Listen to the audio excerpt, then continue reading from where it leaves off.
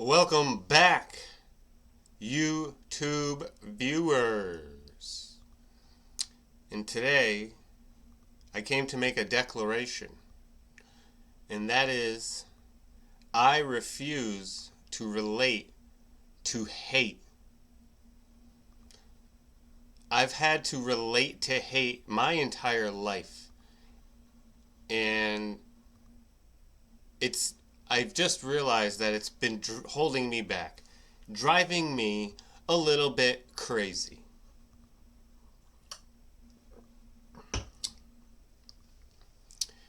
Because you love your family, you love your friends, but then another part of your brain loathes them because they are ignorant and prejudiced, full of hatred for people they don't know, for no reason other than, the color of their skin, although they would probably cite other reasons if you gave them truth serum. I am no longer talking to Russian spies. You people who I have read more books in a year voluntarily than you have read in your lifetime. You, if not for the History Channel and the internet, would have never formed a political opinion. You wouldn't even know where to start.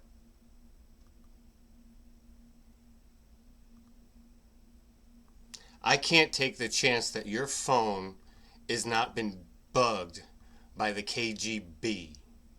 Do you remember McCarthyism? You probably don't. Maybe you've heard of it. Maybe the History Channel did a snippet on it. Well, guess what? I'm bringing it back. Red state has taken on a whole new meaning now, hasn't it?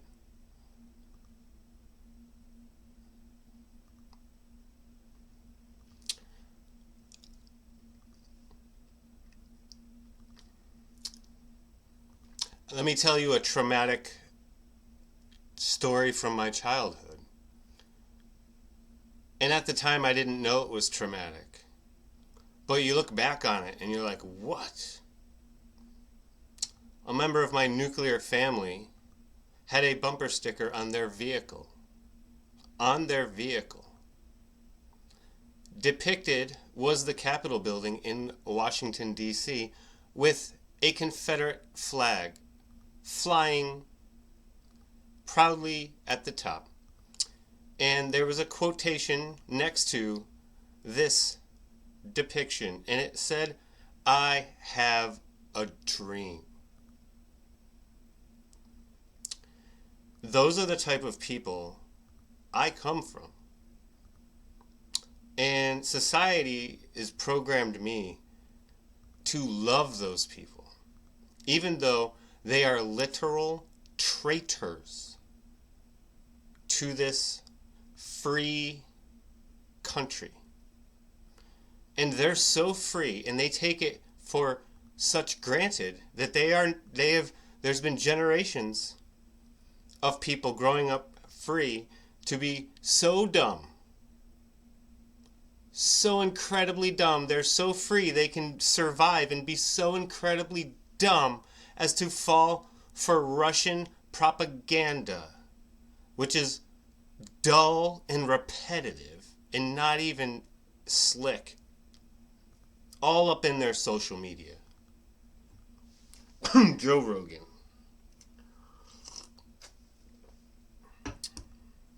And for those of you who survived to the end of my rant here, I'm going to stitch in a little 10-minute history video. If you care to gloss or, rub up against a little bit of history, of which I have forgotten more about history than you know, average friend or family member in my fucking orbit of who I'm through trying to relate to you and make excuses for your fucking Neanderthal Nah, that's insulting Neanderthals. Excuse me. For your amoeba like opinions. I'm done. And would you know how free I now feel to be able to point my finger and not have shame anymore? Because I used to. I used to feel shameful for holding my own family and friends accountable for their horrid thoughts and societal opinions. Yeah, I mean, I grew up with these people. Can you see why it's like tearing me apart inside? Right? And if not for Mark Twain and someone handing me Huckleberry Finn when I was 10, I might be just like them. Fucking Ruski traitors. Lose my number.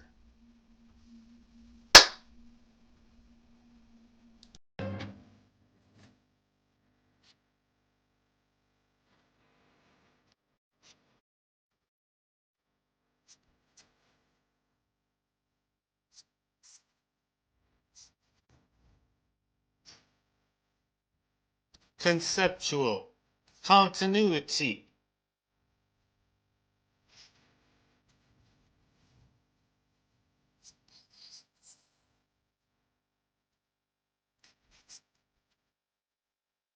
Is the apostrophe. Alright, what's up? They called him Krosnov. It was a code name assigned in secret, and it meant one thing. He wasn't just a businessman, he was a project. The KGB had a strategy: find ambitious Western businessmen, stroke their egos, and turn them into unwitting assets. In 1987, one such man arrived in Moscow, wealthy, connected, hungry for power. He thought he was there for a business deal. The Soviets had other plans. Everything you're about to hear is true, sourced from available public documents, interviews, and the accounts of those who were there. How you interpret the information is up to you.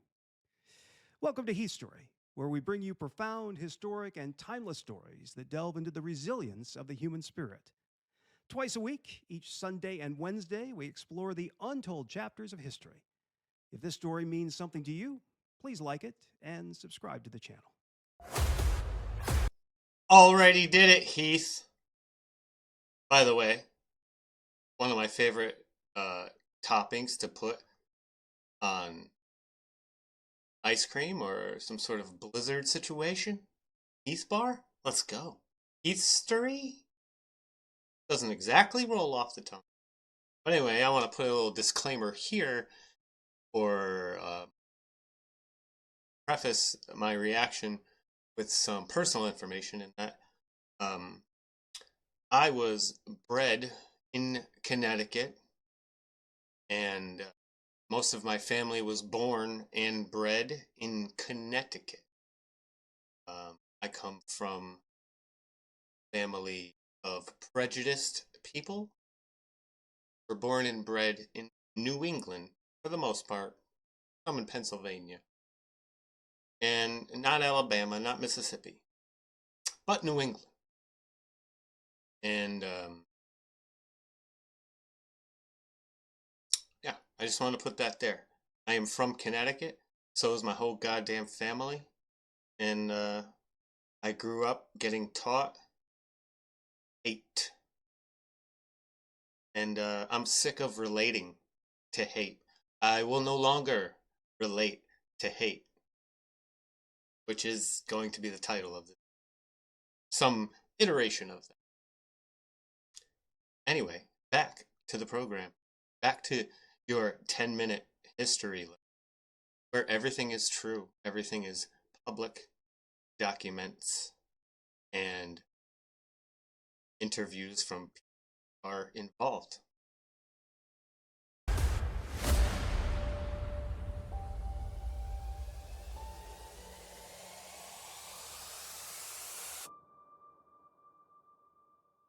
The KGB didn't just recruit spies. Their best assets weren't agents in trench coats meeting in dark alleys. They were powerful men who thought they were in control. The Soviets didn't need to force anyone into cooperation. They just needed to make them feel special, important. And in 1987, they found their perfect target. Donald Trump wasn't yet 1987. Were there red states and blue states in 1987? I'm 45 years old, and 1987 is around the time when I began to be aware of politics. And I do not recall the states being separated by colors, so polarized. And how coincidental that the authoritarian, I want to control your body states are red, like Russia, where they control your thoughts and body, and you have no First Amendment rights. You know, anything against the government could land you or your family in, Siberia in forced labor or worse. But here in America, we're so free. We're free. We're so free that we've now bred a whole bunch of people who are ignorant of these facts. They're so free. Free to scroll. yet a politician. He wasn't even the global icon he would later become. But at 40 years old, he had built a name for himself in New York City, flamboyant, wealthy, and obsessed with recognition and power. What he didn't realize was that the Soviets had been watching him for over a decade. Trump's first wife, Ivana, was from Soviet-controlled Czechoslovakia. Her father was an informant for Czech intelligence, feeding information to the STB, the Soviet satellite agency that passed intelligence directly to Moscow. The Soviets had tabs on Donald Trump before he ever set foot in Russia. And they weren't the only ones interested. In 1984, David Bogatin, a close associate of Russian crime boss Semyon Mogilevich, walked into Trump Tower. He didn't just buy a unit. He bought 5 condos for $6 million in cash. Years later, the U.S. government seized those units, alleging they were used to launder money for the Russian mafia. But that was just the beginning. Over the next few decades, more than 1,300 Trump condominiums were bought by shell companies, many in cash transactions, raising concerns about Russian mob influence. But Moscow's interest in Donald Trump wasn't just about money. It was about something much bigger. In 1986, Soviet Ambassador Yuri Dubinin paid Trump a visit at Trump Tower. Fluent in English and a brilliant master of negotiations, the ambassador charmed Trump, telling him, "The first thing I saw in the city is your tower." He then suggested he build one just like it in Moscow. Dubinin's daughter later recalled that Trump melted at once. "He's an emotional person, someone impulsive," she said. "He needs recognition, and of course, when he gets it, he likes it. My father's visit worked on him like honey to a bee." One thing led to another, and now I'm talking about building a large luxury hotel across the street from the Kremlin in partnership with the Soviet government, Trump wrote in his book, The Art of the Deal. The Soviets... I don't know when that book was published, but it seems like if he had known that he was being an asset, being used, he might have kept that out. The editors, the publishers, they might have, yeah. And then his first visit there is scheduled for the 4th of July. And this to me is an extra, like, twist of the knife, you know? You know, they know what they're doing. It's obvious that he's just a dumb rich kid who's been given a lot of money at a very young age and a lot of privilege and never had to learn any U.S. history, never had to be friends with people who...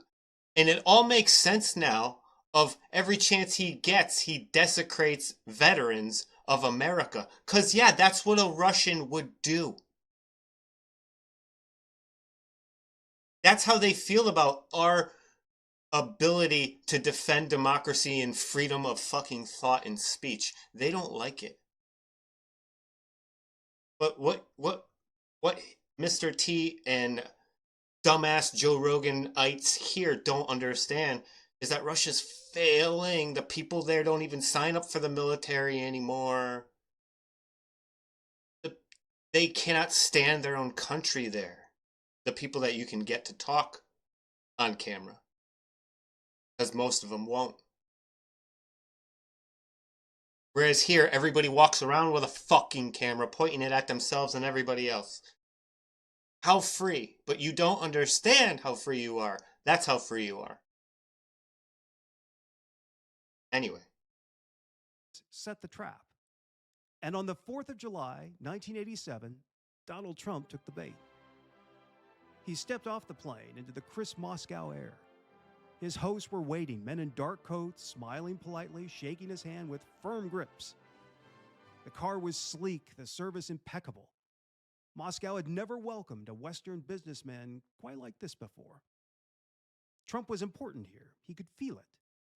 But what he didn't know was that the KGB already controlled every aspect of his trip. His driver, his translator, the staff at the hotel, every interaction, every word recorded. He wasn't there to make a deal. He was being studied. The KGB's tactics were subtle. They flattered him, told him he was special, a real leader. They wined and dined him at elite restaurants, showed him Russia's most exclusive properties, and introduced him to high-ranking officials who hinted at extraordinary business deals and opportunities. But the real test came in the hotel suite. The suite was luxurious, exactly what he expected. Marble floors, fine linens, the kind of grandeur reserved for the Soviet nomenklatura, many of whom would later become the nation's oligarchs. Moscow was rolling out the red carpet, but Trump wasn't alone. Somewhere in the walls, microphones were hidden. A camera, maybe two, disguised in the decor. A maid tidying up, moving just a little too carefully, eyes darting to the side before leaving. And then there were the visitors, the ones who arrived at his door uninvited. Beautiful, charming, laughing at his jokes, hanging on to his words. He had been courted before, but never quite like this. What he didn't know was that this moment, right here, might be the most important of his life.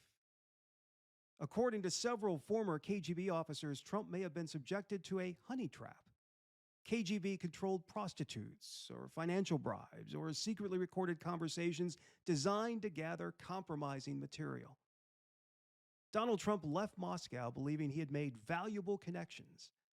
But to the KGB, the real deal wasn't about Trump Tower. It was about Trump himself. Because after that trip to Russia, something really strange happened. Weeks after his return, Trump took out full-page ads in major newspapers attacking America's foreign policy. His talking points? They sounded eerily similar to Soviet propaganda. He questioned NATO, accused allies of taking advantage of the United States, and signaled a shift in foreign policy thinking that aligned intentionally or not with Moscow's interests. Tax wealthy nations, not America, Trump wrote. Let's not let our great country be laughed at anymore. Several years later, as Donald Trump's financial empire crumbled under mounting debt, including up to $1.7 billion owed due to his failing casinos, new opportunities emerged. Once again, they tied him to Russian money. Bayrock, a real estate firm run by former Soviet officials, moved into Trump Tower's 24th floor. The firm was led by Tivikarev, a bureaucrat with deep ties to ex-KGB officials and shadowy financial networks, and Felix Sater, a Russian-born businessman who had pleaded guilty to a $40 million stock fraud scheme involving the Russian mafia. Despite that criminal past, Sater had a direct line to Trump. He carried a Trump Organization business card. He worked on Trump-branded deals. He sat in Trump Tower negotiating multi-million-dollar projects. Bayrock structured deals that funneled foreign money into Trump's brand, allowing him to profit off projects without raising capital or investing his own money. But that wasn't all. Russian cash fueled Trump's financial comeback. It provided many of the buyers for Trump-branded real estate. The Trump Organization aggressively courted Russian investors, so much so that the area around Trump's Sunny Isles in Florida became known as Little Moscow. And it wasn't just Florida. The Trump Organization pursued multiple projects across former Soviet states seeking deeper financial ties in the region. And then, in what sounds like the plot of a Cold War thriller, a former KGB officer dropped a bombshell. Nearly 50 years after the KGB first started targeting Trump, and as he began his second term as president, a long-buried secret resurfaced. A former Soviet intelligence officer, Alner Musayev, made a stunning claim. During Trump's visit to Moscow, way back in 1987, he had been given a code name inside Soviet intelligence, a name that carried weight, a name that meant something, a name that had been hidden in Soviet archives for decades. That name? Krasnov. In Russian, it means red. Was this name a symbolic choice, a mark of influence, or simply a designation for someone the Soviets believed they could shape to their advantage? According to Musayev, a file that began in the Cold War is now in the hands of a former KGB agent turned president of Russia, Vladimir Putin. What's in that file? Soviet intelligence wasn't just about gathering information. They collected compromat, compromising material that could be used for blackmail or leverage. 3 former KGB officers, all speaking at different times in different places, agree. Trump was targeted in Moscow. And one thing is certain. Somewhere, perhaps deep inside a drawer in Vladimir Putin's desk, the name Krasnov still lingers. And the question remains, what if Trump were to attempt to repay years of loyalty, the single most important trait he has valued since his days of being tutored by the infamous Roy Cohn in Manhattan, perhaps without ever realizing he had been an asset? What would Russia stand to gain? And what price would the world pay for Krasnov? Only history will answer that question.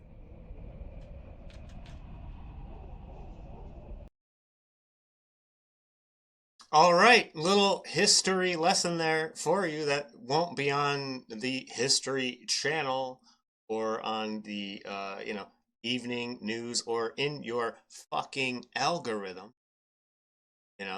because you're getting fed Russian propaganda in the form of influencers who have taken money to lie and betray you. But let us end on a Mark Twain quote. It is easier to fool somebody than to convince them they've been fooled. Hashtag friends and family. And I still love you all. And hopefully you'll talk to me in the next lifetime. Later.